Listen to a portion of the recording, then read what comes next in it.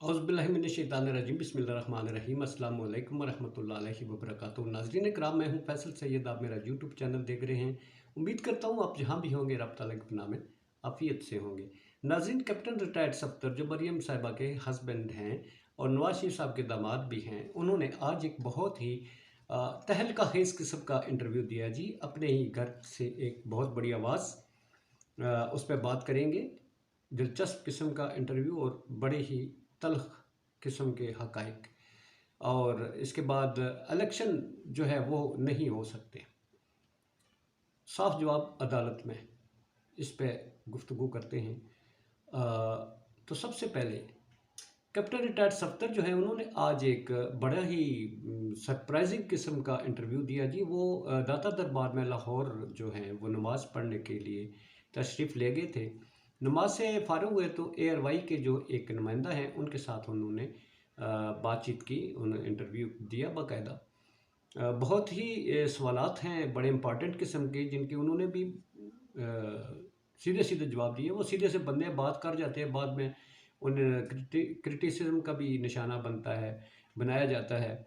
और अब ये जो चूँकि घर के फ़र्द हैं वो, तो उन्हें घर से भी शायद सुनना पड़ेगा, और बाहर से पार्टी से भी और बाहर से भी कहीं से एप्रिसिएशन होगी और कहीं से क्रिटिसिज्म होगी। ज़ाहिर है कोई बात की जाती है तो उसके दो हिस्से होते हैं, या अप्रिशिएट किया जाता है और कहीं उसे कंडेम भी किया जाता है। ARY के नुमाइंदे जो हैं उन्होंने उनसे मुख्तलिफ सवालात किए और बड़े ही उन्होंने सीधे सीधे लेगिलिटी रखे बगैर जो है उन्होंने जवाबात दिए। सबसे पहले जो एक्सटेंशन है आर्मी चीफ की, जनरल बाजवा की, इसके हवाले से उनसे पूछा गया तो उन्होंने कहा कि ये नवाज शरीफ साहब ने बहुत बड़ी मिस्टेक की, ब्लंडर किया था, नहीं करना चाहिए था, उसमें उन्हें वोट नहीं डालना चाहिए था, मगर कुछ लोगों ने उनको जाके माइल कर लिया था। अब ये देखिए, पार्टी में कुछ लोग होते हैं ना, और कुछ लोग जो हैं वो सही फैसले करवाते हैं और कुछ फैसले जो हैं वो उनके अपने मफादात वाबस्ता होते हैं, जिससे वो लीडर को कायल कर लेते हैं। मफादात तो उसके पीछे उनके अपने छुपे होते हैं। अब वो कौन लोग थे, किन्होंने कायल किया, ये वही बेहतर बता सकते हैं। वो वैसे कह रहे थे मैं नाम ही बता सकता हूँ, मगर उन्होंने नहीं बताए। दूसरी, मरियम नवाज साहिबा के हस्बैंड जो उनकी मुस्तकबिल है, उसके हवाले से उन्होंने नुमाइंदे ने इंटरव्यू किया। उन्होंने कहा कि वो आप उनको वज़ीर आज़म देखते हैं, तो कैप्टन सफ्दर ने कहा कि नहीं, मुस्तकबिल करीब में नहीं, क्योंकि हमने अपना बयानिया जो है ये वोट को इज़्ज़त दो, ये हमने दफन कर दिया है, हमने अपने हाथों से दफन किया है। मतलब ये कैप्टन साहब के अल्फाज हैं। आपने भी देखा होगा मरियम साहबा जलसों में जाती हैं तो वोट को इज़्ज़त दे दो वाली अभी फ़िलहाल तकरीर में उसको पार्ट नहीं बनाया जाता। तो कैप्टन साहब कह रहे थे हाँ, हम नया बयानिया हमारा ये हो सकता है कि हम चीज़ें सस्ती कर देंगे, महंगाई ख़त्म कर देंगे, बेरोज़गारी ख़त्म कर देंगे, खुशहाली लाएंगे। ये कुछ तो इलेक्शन के हवाले से उनसे जब पूछा गया तो उन्होंने कहा मैं तो कहता हूँ कि इलेक्शन होने नहीं चाहिए 2025 से पहले, और 2025 के बाद अगर 5 साल नवाज शरीफ साहब को दिए जाए तो पाकिस्तान को सही सिमत पर डाला जा सकता है। गोया 8-10 साल का प्लान उनके जहन में है।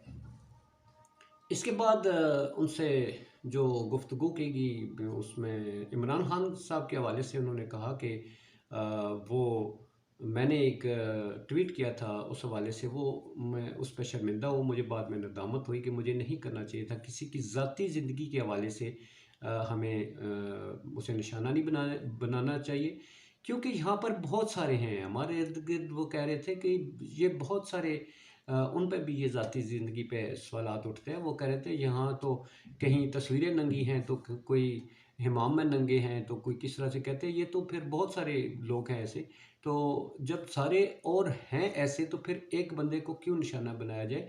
तो वो कह रहे थे कि मैं इमरान खान की रूहानियत से भी मुतासर हूँ, रूहानियत का मैं कायल हूँ। तो मुझे एक अच्छा मैसेज जो है वो ये पॉजिटिव इमरान खान साहब की तरफ से मिलता है। अब ये बात करते हैं, ये तो इमरान खान साहब के हवाले से बात हो या बाकी जो उन्होंने गुफ्तगू की है। बात यह है कि पहले तो पार्टी की में से बहुत बड़ी बड़ी आवाज़ें उठी हैं जी। तो अब ये घर से आवाज़ का उठना, एक हक की बात करना, एक बहुत बड़ा सिंबल है कि एक बहुत बड़ी जो है आप कह सकते हैं इस बात की निशानदेही है कि पार्टी में भी राय मुख्तलिफ हैं, मौजूद हैं। एक वो हैं, जैसा कि एक वो हैं जो चाह रहे थे कि बाजवा साहब की एक्सटेंशन होनी चाहिए, और एक वो ग्रुप था जो चाह रहा था कि एक्सटेंशन नहीं होनी चाहिए। इसी तरह इंतखाबात के हवाले से भी पार्टी मुनक़सिम है। कुछ चाहते हैं कि इंतखाबात को डिले करवा कर हम आइन की वायलेशन करवा कर पार्टी को ना सिर्फ नुकसान पहुंचा रहे हैं, बल्कि हम मुल्क और कौम का भी नुकसान कर रहे हैं, जिससे महंगाई बढ़ती जा रही है, हालात तब्दील होते जा रहे हैं। और एक ग्रुप वो है जो कहता है कि कुछ भी हो जाए, अपोजिशन को दबा दो, कुछ भी हो देखा जाएगा बाद में, इस वक्त सारा कुछ जो है तो उसमें इक़्तिदार को तूल देने की कोशिश की जाए, IMF से पैसे लिए जाए। मतलब है, एक वो है जो सुहाने सपने दिखा रहा है, एक ग्रुप वो है जो हकीकत दिखा रहा है। हकीकत दिखाने वालों में जो है, जो हकीकत दिखाते हैं, वो उनकी आवाज़ें भी उठती हैं और वो अपने आप को डिस्टेंसिंग करते जा रहे हैं अपनी पार्टी से।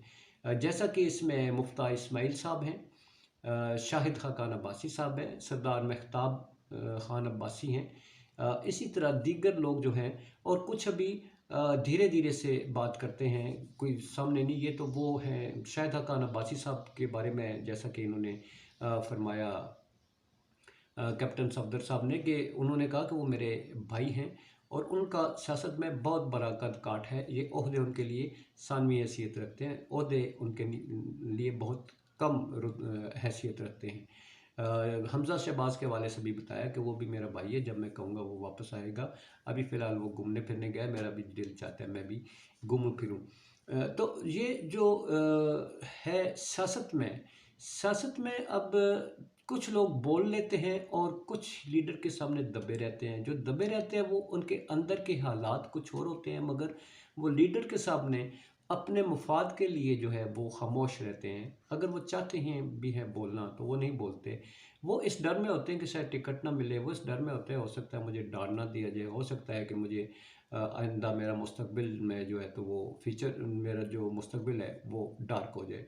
तो ये वो बातें, बहुत कम लोग होते हैं जो इतना हौसला रखते हैं कि वो बात कर लेते हैं। इलेक्शन कमीशन की हवाले से अगर बात करें जी, तो लाहौर हाई कोर्ट में आपको मालूम है कि ये रोज़ाना की बुनियाद पर जो है इसकी समाअत होती है। इलेक्शन कमीशन ने ये जो पंजाब और KPK के इलेक्शन है, इस हवाले से पंजाब के इलेक्शनों के बारे में जो केस चल रहा है, उसमें इलेक्शन कमीशन ने पेश होकर अदालत को ये बयान दिया है। चीफ सेक्रेटरी को और IG साहब को भी बुलाया गया था। उन्होंने कहा कि जी हम इलेक्शन करवा देंगे। मतलब है उन्होंने तो इसी में अफियत जानी के अदालत सामने कह देते हैं। तो इलेक्शन कमीशन जो है उस पर बात डालेगी कि जो ये डेट देंगे हम उसके मुताबिक इंतज़ामात करेंगे। तो इलेक्शन कमीशन की तरफ से जो वहाँ पे रिप्रेजेंटेटिव थे, उन्होंने ये कहा कि ना तो हमें वजारत ख़जाना से पैसे मिल रहे हैं, ना हमें दाखिला की तरफ से सिक्योरिटी मिल रही है, और ना ही हमें इंतज़ामात करने के लिए कुछ हमारे लिए लवाजमात जो है वो मुहैया किए जा रहे हैं, जैसा कि ROs होते हैं, फिर टीचर्स की ड्यूटियाँ होती हैं, स्कूल मुहैया किए जाते हैं। इस हवाले से सारा कुछ हमें कुछ दिए नहीं जा रहा, हम क्या करें, हम तो इलेक्शन नहीं करवा सकते।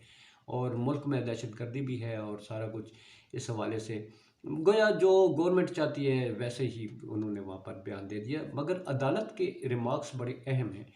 अदालत ने ये कहा कि हम ऐसा फैसला देंगे जिस पर आप इम्प्लीमेंट करते हुए, आइन की खिलाफ वर्जी ना करते हुए आप इंतखाबात करवाएं। अब देखिए हालात किस तरफ जाते हैं। हुकूमत की तरफ से तो भरपूर कोशिश की जा रही है कि इलेक्शन ना करवाए जाए।